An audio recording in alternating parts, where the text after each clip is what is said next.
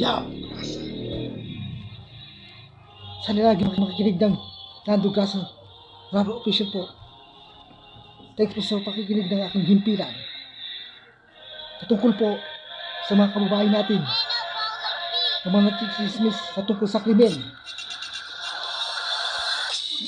na nakarating na sa radyo. Baka mangyari muli sa darating na Pilipransya na puro drama at mga sari-saring mga kwento at pag-ibig at mga awitin na favorite nating lahat. Ang mga request ko po, lalo na katulad kay Master Kabuga na aka Lando Grasso, takatak sound trip po tayo mga ka-Master Kabuga. Kasi si paring Carlito Rapper Official aka Master Kabuga ay wala talagang mensahe na may request mula sa kanya. Kasi lahat kabaliktaran, umiikot-ikot lang yung utak ng mga tao.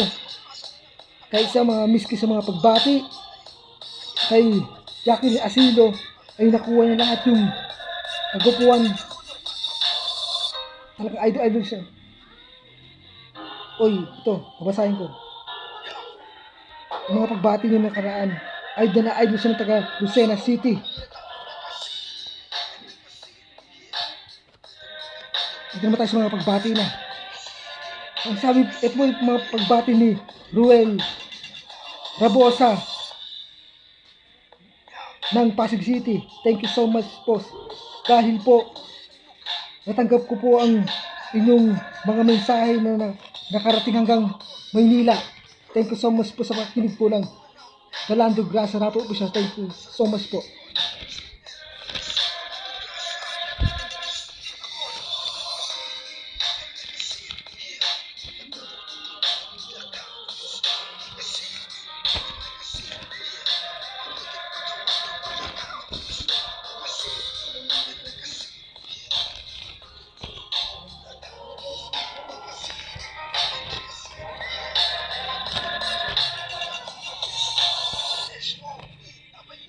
Ang sabi po ni Sir Gak na mga pagbati po, thank you so much po Sir Lando, at pinakinggan mo yung Good Son challenge accepted ko na challenge pa accepted ko, rap battle accepted ko ni Sir Gak 9. Okay, let's go come on again to the listening to the chakra music, to the pop song, to the OPM song.